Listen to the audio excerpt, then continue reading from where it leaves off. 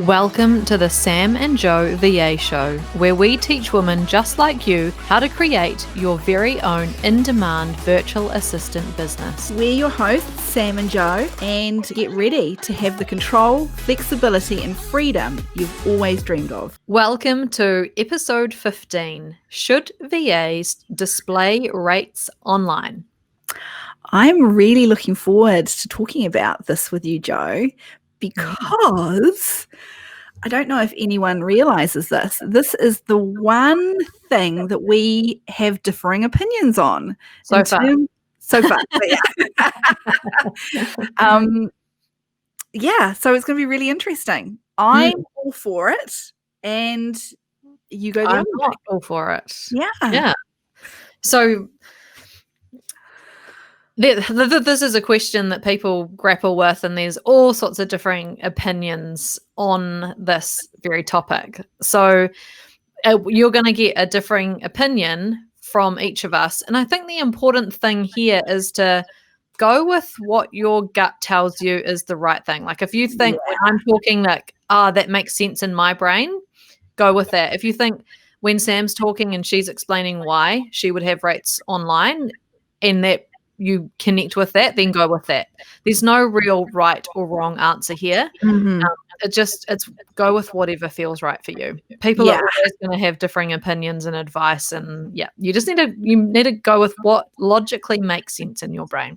Yeah, I agree. You can't make a wrong decision here. Whichever route you take, it's not going to stop you getting clients. No. It's not going to stop you having a successful business. So, whether you do it or you don't, it's not going to make one iota of difference, I don't think. Agree. All right, Sam. So, as a freelancer, so you're doing websites, yeah? So I do have my prices displayed on my website, and I always have from day one. So from the day my website first launched, all those years ago, I had my rates on there. So I didn't start off with service plans or packages. I was a generalist VA, and I started off with just an hourly casual rate, and that was the one thing that I had on there.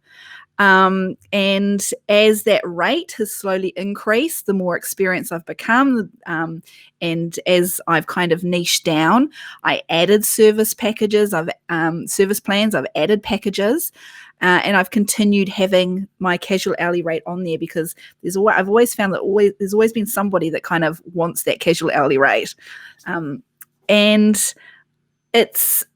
The reason I did that, there's a couple of reasons why I've always done it. Number one is I found that it kind of weeds out tire kickers. It weeds out a client that isn't going to be able to afford me. So I don't have to have that. I don't have to put the time and energy and effort into a consultation or a sales call, a discovery call, whatever you want to call it, only for them to go, oh, well, I can't afford that. Because it happens. You hear it happen a lot. So for me, it's a time saver, and it weeds out all those people that actually aren't my ideal clients. Yeah, perfect. I mean, that makes sense, especially for the fact that you're doing websites. Yeah. That makes sense, yeah. Yeah, so the other reason I did it is because I've seen a lot of or had feedback and seen a lot of comments in networking groups and online with people looking for a service, doesn't necessarily have to be a virtual assistant service, that want to know what they're getting into before they make that call. So they're really wary of their time as well. They don't want to invest in contacting someone to then only find out, well, they actually can't afford them. So I think there's a lot of people out there looking for virtual assistants that just want to know. They just want to know how much it's going to cost them. It's as simple as that. Yeah, absolutely. So with me, I have a VA agency, and sometimes we've had our rates on our website, and then more recently, maybe in like the last 3 to 4 years, we've actually taken them off the website. And I think there's probably a few reasons why we did that. One is that we actually really wanted to have the conversation with someone, because all too often we saw businesses who would go, okay, so I can get someone for X number of dollars per hour as an employee, and why would I pay like 2 to 3 times more than that? So I'm just not even going to get in touch. And so we wanted to actually be able to have the conversation with someone, because we knew that we could sell the value and the benefits so well that we could, 60% of people that we have the conversations with, we're actually confirming as clients, and we can help them recognize the value and how they're actually going to save money over an annual basis compared to an employee, even though the hourly rate is lower. So because we wanted to be able to have that conversation, we wanted everyone to be able to get in touch with us. So I have a dedicated sales manager who manages all of our leads and inquiries coming in. And so it meant that we could have that conversation with each and every person that got in touch.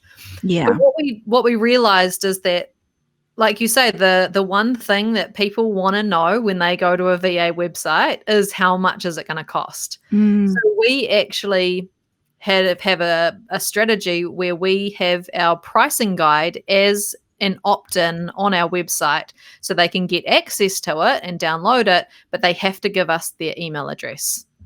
So what that means is that my sales manager can now actually follow up that person, because she has the email address, and can get in touch with them and just say, hey, what did you think? Like, I'd love to book a call with you, and take them through that sales process. Now, not everyone replies, but at least we're getting the chance to get in touch with them, and we have a contact option to be able to have that conversation with them. So that's our now strategy that we have for whether we have our pricing on our website or not. So we don't, but we have it available as an opt-in, so people can still get hold of it, but we have their email address. So yeah, that's just a lead strategy, not really generation strategy, but a lead management strategy that we have on our website. So it's a good idea. That's a good idea. And there's probably kind of like an in-between option, like us talking about this now.